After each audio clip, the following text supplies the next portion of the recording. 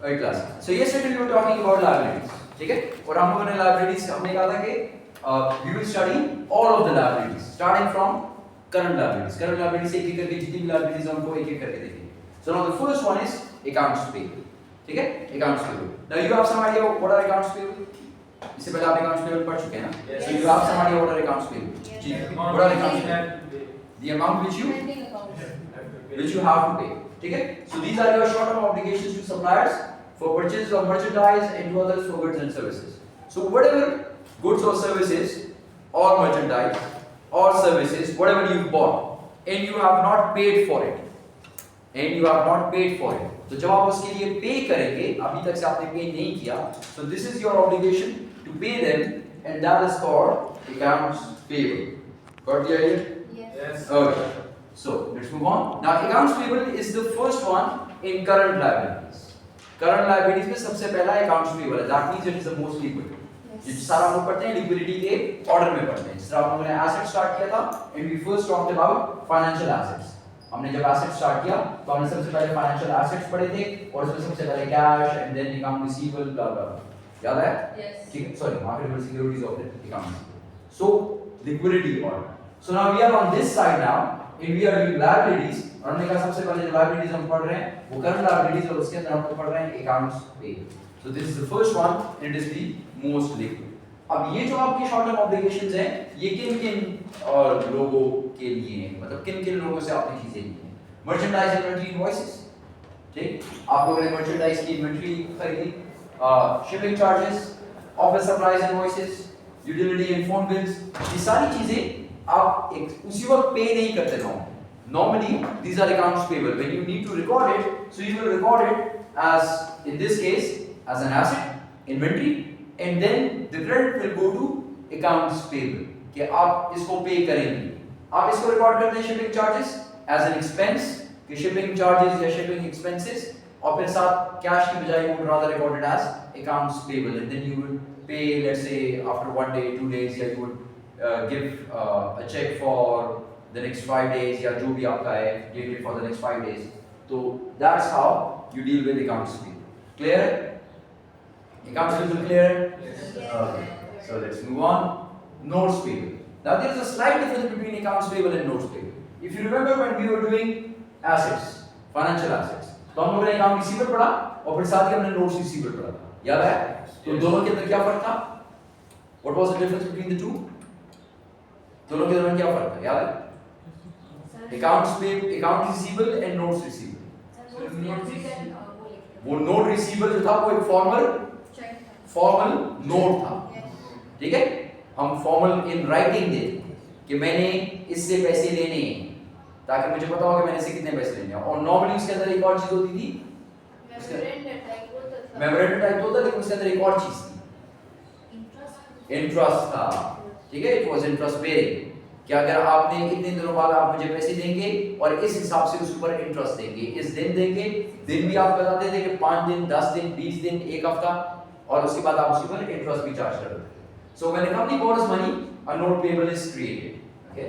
So a note payable is created when a company borrows money. Can you please pause it? I'm getting a phone call from the institute.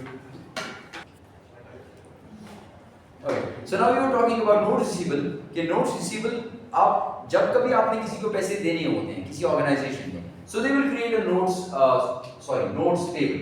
किसी को पैसे देने होते हैं, so they will create a notes payable. कि मैंने इसको ये पैसे देने हैं, this is in writing. So a company when a company borrows money, a note payable is created.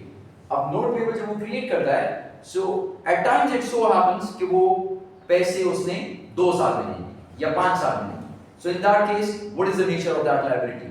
अगर मैंने 2 साल में किसी को पैसे देने हैं, so what is the nature? Non-current. लेकिन अभी तो हम लोगों ने कहा कि notes payable, accounts payable और notes payable it is current liability. हमने थोड़ी देर पहले ये कहा कि it's a current liability. So there is something which is called as current portion of notes payable. आपने तो ये 4 साल बाद देने हैं या 5 साल में देने हैं, लेकिन इस सारे अमाउंट को आप 4 या 5 साल में नहीं देते या 2 साल में नहीं देते. आप इस तरह करते हैं कि if you borrow let's say 200,000 rupees, if you borrow 200,000 rupees, तो ये सारा का सारा आप एक साल 2 साल बाद नहीं देंगे। आप क्या करते हैं, आप कहते हैं every 6 months you have to pay 50,000 पूरे हो गए 2 लाख पूरे हो गए। So every 6 months you are paying 50,000 rupees along with interest plus interest। Sir interest total पे होता है, बाय द वे ऐसा होता भी नहीं है, लेकिन चलें फिलहाल मैं आपको ऐसे ही समझाने के लिए 50-50 एक साथ जी। सर इंटरेस्ट टोटल पे होता है यानी पर मंथ पे होता टोटल पे होता है, पर मंथ पे होता है। इंटरेस्ट मास अक्रू करता है, इसका मतलब ये कि वो रोज के हिसाब से आ रहा है, या अभी जो ज़रादा जो बताना चाह रही थी लेकिन मैंने नहीं सुना उसको, ये इंटरेस्ट अक्रू होता है compounding and it can be done daily, it can be done continuously. इसकी फिर बहुत सारी केस में इसको आप डिटेल में पढ़ेंगे, तो बस आप आसानी के लिए समझें कि ये हर दिन के हिसाब से आपको चार्ज हो रहा होता है। यानी अगर आप 98 डेज बाद पैसे वापस करते हैं तो उसके ऊपर 98 डेज का इंटरेस्ट चार्ज होगा। अगर आप 37 डेज बाद पैसे वापस करते हैं तो उसके ऊपर 37 डेज का इंटरेस्ट चार्ज होगा। अगर आप 2 साल 5 महीने और 3 दिन बाद पैसे वापस करेंगे तो उसके ऊपर उतना इंटरेस्ट चार्ज होगा। सही, यानी वो हर रोज के हिसाब से चार्ज होगा। अब मैं ये नहीं कह सकता कि वो पर मिनट के हिसाब से होता है, क्योंकि इट्स नॉट पॉसिबल, उसका होता नहीं है। लेकिन थियोरेटिकली हम लोग पढ़ते हैं कि एक चीज होती है कंटीन्यूअस कंपाउंडिंग, जिसका मतलब ये होता है कि वो पर मिनट के हिसाब से चार्ज होगा। ठीक है, theoretically not practical. Okay, so now current portion of notes table. तो फिर हम लोगों ने ये कहा कि अगर आपने 2 लाख रुपए देने हैं 2 साल बाद या 4 साल बाद, लॉन्ग टर्म लायबिलिटी है, लेकिन उसका कुछ पोर्शन आपने 1 साल के अंदर पे करना। अब अगर ये सिचुएशन है तो 1 साल के अंदर आपने कितनी अमाउंट पे करनी? ये पोर्शन एवरी 6 मंथ्स है ना, तो पहले 6 महीने बाद 50,000, फिर 6 महीने बाद 50,000। यानी अगर मैं आपसे कहूं कि इसमें करंट कौन सा portion, so this is the current portion and this is the long term portion. So this amount would be called as current portion of notes payable, और in other words current portion of long term liability. यानी long term जो liability मेरी है वो तो है 2 लाख, लेकिन उसका करंट पोर्शन जो है वो 1 लाख है, तो 1 लाख करंट है तो वो करंट लायबिलिटीज में लिख दूंगा and the rest would be long. Got the idea? Got this idea of current portion of notes payable? The portion of note payable that is due with in 1 year और 1 operating cycle whichever is long. ठीक है, हम जब current या long term की बात करते हैं, so we keep in mind either 1 year और 1 अकाउंटिंग पीरियड, इनमें से जो भी बड़ा। ठीक है, सो 1 ऑपरेटिंग साइकिल और 1 ईयर।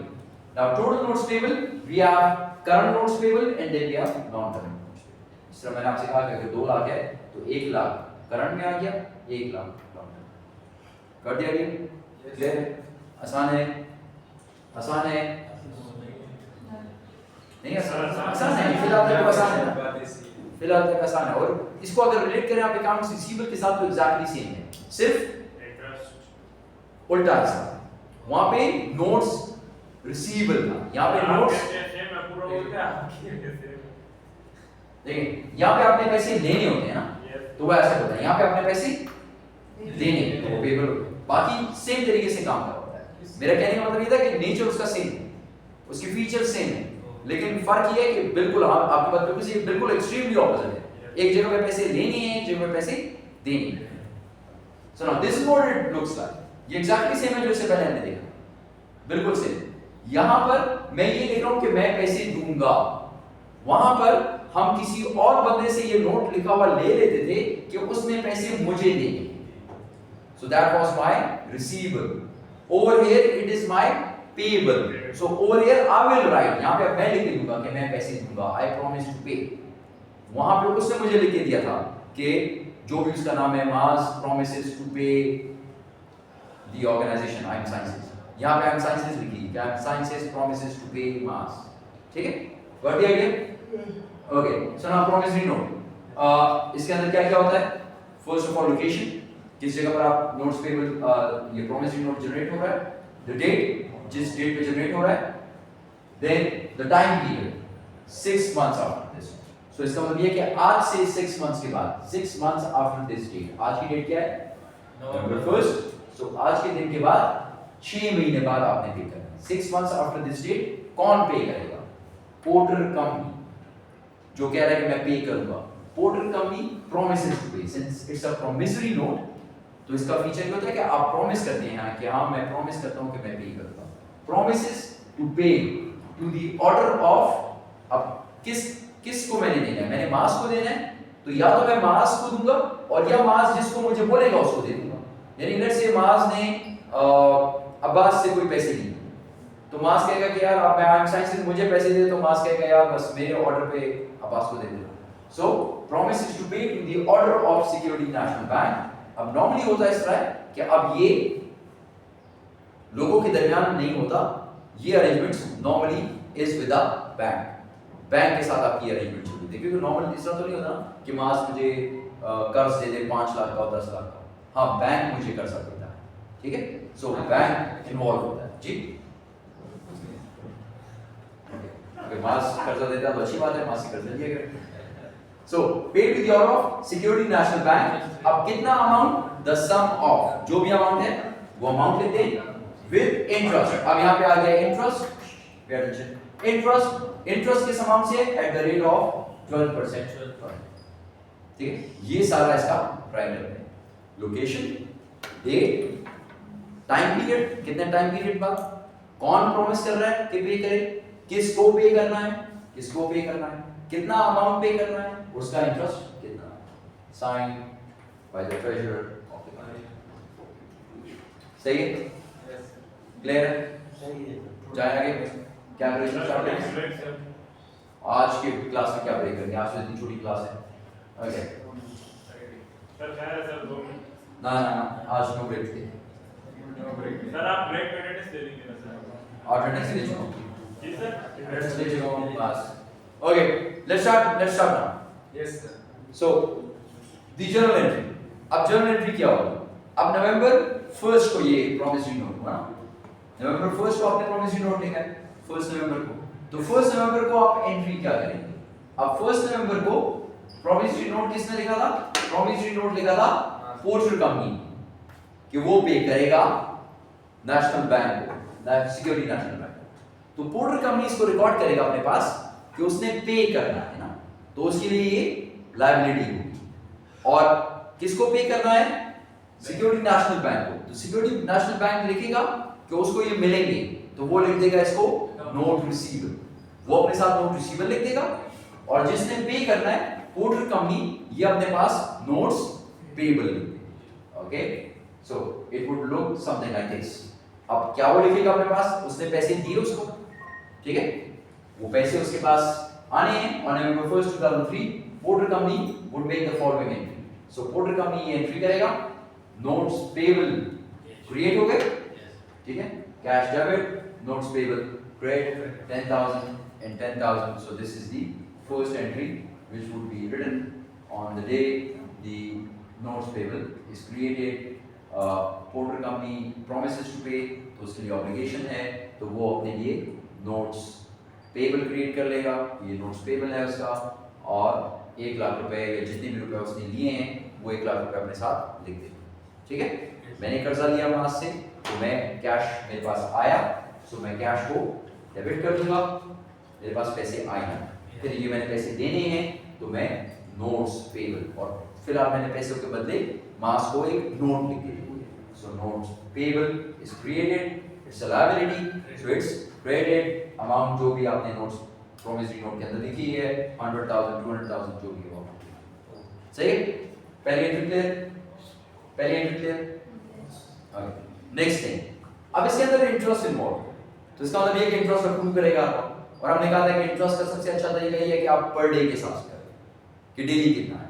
आपको कुछ इंटरेस्ट का रेट गिवन था प्रॉमिसरी नोट के, इंटरेस्ट रेट का गिवन था कि कितने अमाउंट्स का इंटरेस्ट आपने पे करना है। इंटरेस्ट एक्सपेंस, अब ये कौन किसके लिए एक्सपेंस है और किसके लिए इनकम? इंटरेस्ट कौन पे करेगा? जिसने जिसको मिलेगा। इंटरेस्ट पे कौन करेगा? हम कौन हैं? सर इंटरेस्ट देखिए, किसने कर्जा किसने लिया है? मुझसे अनसाइंस के लिए IM Sciences ने कर्जा लिया ना, so IM Sciences needs to pay up interest to MAS. So IM Sciences के लिए इंटरेस्ट क्या हो गया? एक्सपेंस. और MAS के लिए इंटरेस्ट क्या हो गया? रेवेन्यू. एसेट नहीं, रेवेन्यू. उसके पास ये पैसे आएंगे ना, तो वो रेवेन्यू इसको रिकॉर्ड. ठीक है? So interest expense is the compensation.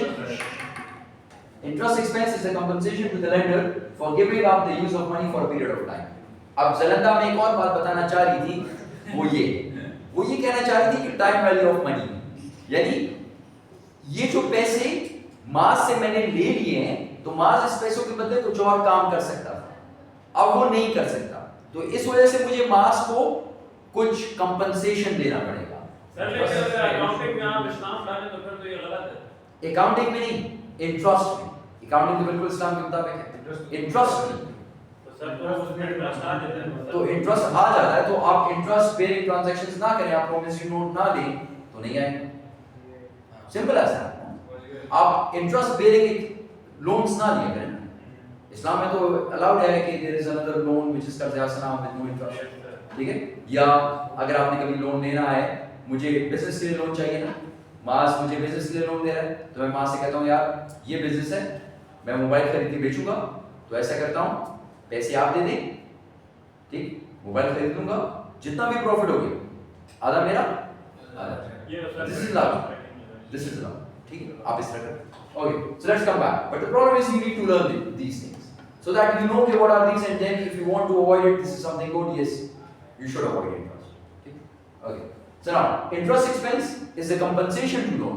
तो अब वो पैसे तो मैंने मास से ले लिए, तो मास उन पैसों को इस्तेमाल नहीं कर सकता, तो मुझे उसके बदले मास को कुछ देना है, and that is interest. मास उन पैसों को भी इस्तेमाल नहीं कर सकता, इसलिए मास को मैं उसके बदले में इंटरेस्ट देता हूं. अब वो इंटरेस्ट मैंने देना है, तो मेरे लिए वो लायबिलिटी है, और मैं उसको कहूंगा इंटरेस्ट पेएबल.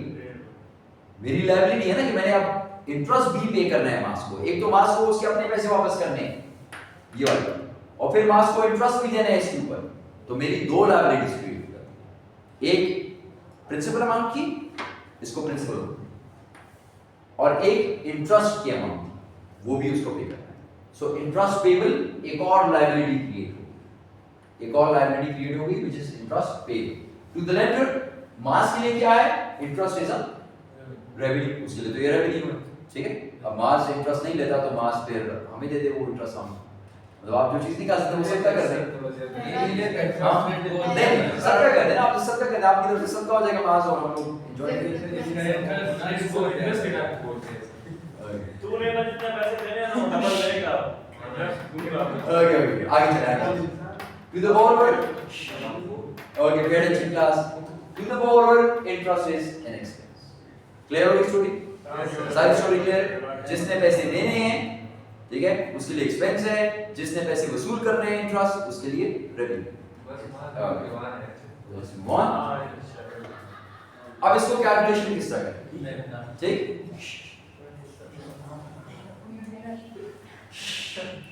ये सब रिकॉर्ड है, अगर ये रिकॉर्डिंग उन्होंने सुन ली तो बहुत बुरा होगा. Okay, so let's move on. That's it. Now interest payable.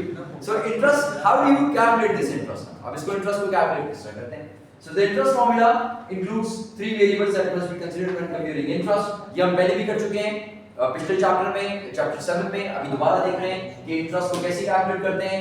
PRP, ठीक है? P प्रिंसिपल, कितने पैसे आपने लिए? 1 lakh. Interest R rate, interest का रेट क्या है? T टाइम, कितने टाइम पीरियड की. ठीक, ये आपको बता देगा कि इंटरेस्ट कितना है.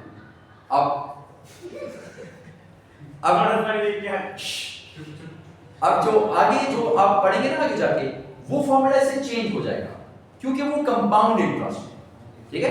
कंपाउंड इंटरेस्ट वो एक अलग चीज है, उसको फिर आप लोग आगे जाके फर्दर सीखेंगे business finance. So over here we have simple interest and the formula is simple PRT. When computing interest for 1 year, time equals 1. अब अगर 1 साल है तो फिर ये टाइम कितना हो गया? 1 साल हो गया. लेकिन अगर ये साल से कम हो गया, साल से कम हो गया, तो फिर आप क्या करेंगे? अगर आधा साल है 6/12, अगर 2 महीने 2/12. अगर आप कहते हैं नहीं सर नंबर ऑफ डेज के मुताबिक कैलकुलेट करता हूं, तो total number of days in year कितने होते हैं? 365, लेकिन फाइनेंस में हम लोग आसानी से 360 ले लेते हैं। ठीक, कितने दिनों के लिए आपने लोन लिया हुआ है? मैंने लोन लिया 80 डेज का, 85 डेज का, so 85 by 360, so this is what you can do। ठीक है, ये भी क्लियर हो गया। When the computation period is less than 1 year, then time is a fraction हो गया। For example, if you needed to compute interest for 3 months, time would be 3 by 12। अगर 3 महीनों का आपने कैलकुलेट करना है, so it would be 3 by 12। आसान, clear so far? Yes। Question start करें इसका? Okay। So let's start। Okay, what entry would Porter Company make on December 31st of fiscal year? J, December 31st को entry आप क्या करेंगे?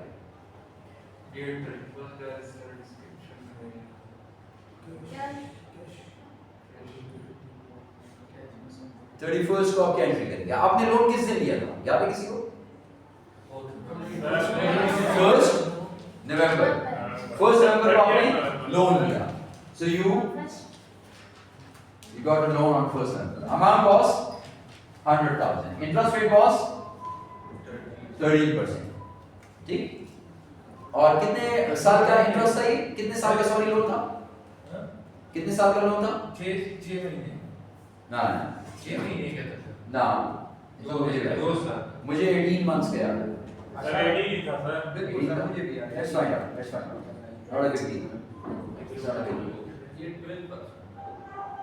Okay, sorry, 6 months। Sorry, okay, Manju was right। 6 months। 6 months बाद आपने पे करना है, ठीक है? चलिए इसी को सामने लें। 6 months बाद आपने पे करना है, और ये तो 12% है यार। और अमाउंट भी 10,000 और अमाउंट भी, 10,000 और हमने कितना कर दिया? 100,000। So let's make it 10,000। 10। अब सही है? Yes। Okay, so now find out। 10,000। 1st November को आपने लोन लिया। ईयर एंड कब आता है आपका? 31st December। What will you do on 31st December? Make a balance sheet and Make a balance sheet, but before you make a balance sheet, what do you do?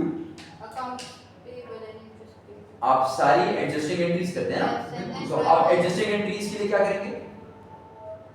Sir उसके लिए अपने loans के लिए क्या adjusting entry करेंगे? मैंने आपसे क्या कहा था कि जब आपने लोन लिया तो आपका लोन, एक तो आपने उसको उसी वक्त पेएबल रिकॉर्ड कर दिया ना? कर दिया।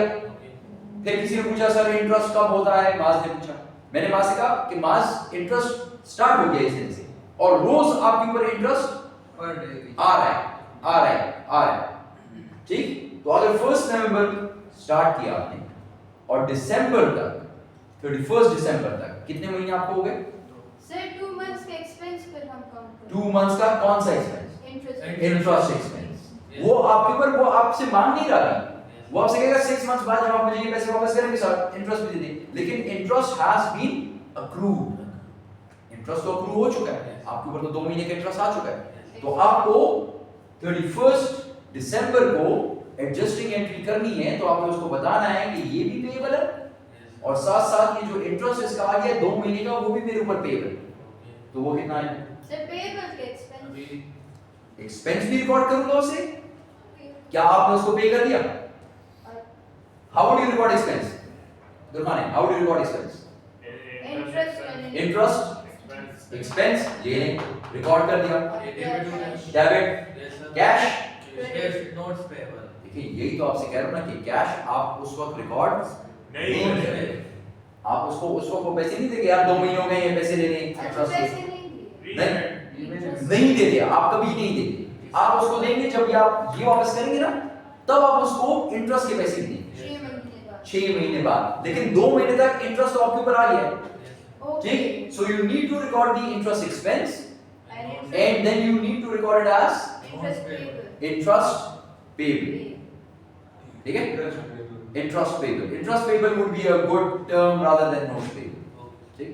I would say you record it as interest payable, but you can record it as note payable, but then note payable would not make any sense क्योंकि ये आपका original amount नहीं था. So I would rather record it as interest payable. Amount कितना होगा? आप amount जरा calculate करें. Amount. Principal 10,000 Principal 10,000. multiply by interest rate 12 Interest rate 12. or Multiply by time. time. Time is how much? 2 divided by 2 divided by 12. 12 ना ना ना ना 6 क्यों एक महीने में एक साल में कितने महीने होते हैं एक 12 12 तो फिर so it will be the calculation will be 10,000 200 multiply by 12% Yes. multiply by 2 by 12 2 by 12 ji 200 sir 200 so now what will be this entry interest expense debit 200. 200 interest expense payable Expense payable. Yeah, sir. expense सिर्फ payable लिखते हैं interest payable लिखते हैं interest expense payable लिखते हैं Okay. okay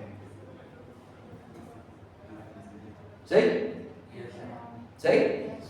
clear so फार क्या condition समझ आ गई आसान है मुश्किल तो नहीं है जाए आगे okay let's move on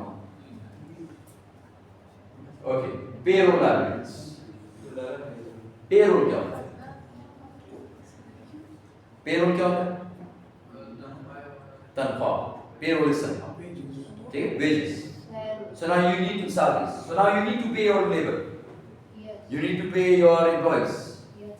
when they are working for you you need to pay them so whatever you need to pay is actually gross pay ठीक है हम जो पे करते हैं ग्रॉस पे होता है जो मैंने इसको पे करना है लेकिन फिर सिर्फ ये चीजें नहीं है इसके साथ ये सारी चीजें what are these things FICA taxes ठीक medicare taxes federal income tax state income tax voluntary deductions ये सारी चीजें हैं जो कि आपने जैसे मेरा एम्प्लॉय है यासीन इसको मैं कहता हूँ इसकी 50,000 पे है लेकिन इसको 50,000 देता नहीं इसके उस 50,000 से ये सारी डिडक्शंस करता हूँ ठीक टैक्सेस मुझे पे करने हैं ये भी होता है सर. हाँ आपका टैक्स ये इसका टैक्स है जो इससे पे करना है हाँ हाँ.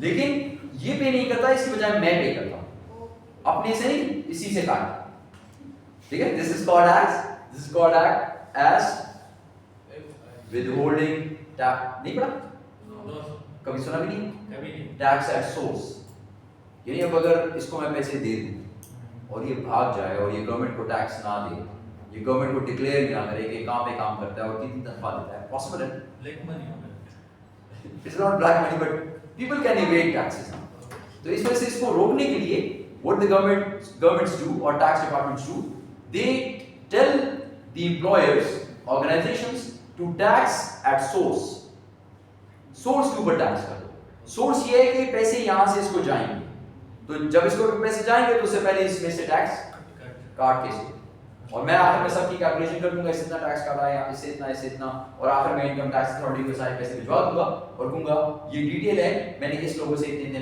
पैसे काटे हर जगह if you are salaried person हर जगह इसी तरह got it Yes, sir. Okay बस फेडरल इनकम टैक्स अलग होता है स्टेट का इनकम टैक्स अलग होता है ठीक है FICA टैक्स अलग होता है जो कि कंट्रीब्यूशन होता है फिर वॉलंटरी डिडक्शंस अलग होती हैं आपका फंड होता है जो आपके लिए मैं मेंटेन कर रहा हूँ मैं कहता हूँ आप जब जाएंगे तो आपसे मैं हर महीने पैसे काटता हूँ जब आप जाएंगे तो इतने जमा हो जाएंगे आपको दे दूंगा तो वो भी इससे पैसे काटूंगा तो ये सब डिडक्शंस सैलरी सर टाइम पूरा तो US की US की पे तो कम से कम 40% मतलब डिडक्शन की यस 40% straight away 30% को बस tax on your income sir लेकिन उधर टैक्स डाला डिडक्शन कर देगा So you gave it 50%. so that's the sir उधर टैक्स पे आपको फैसिलिटी भी तो मिलती है ना यहाँ पे क्या एग्जैक्टली मिलती है तो टैक्स इसीलिए काटते हैं ना कि कल को आपको फैसिलिटी देंगे यहाँ पे कट देता है वो फिर यूपी चला जाता है तो आप खुश नहीं होते आपके पैसे यूपी चले गए हाँ सर मेरे हाथ में हमजा मैं चाहता हूँ कि मैं अपना बैंक Sir, yeah. बड़े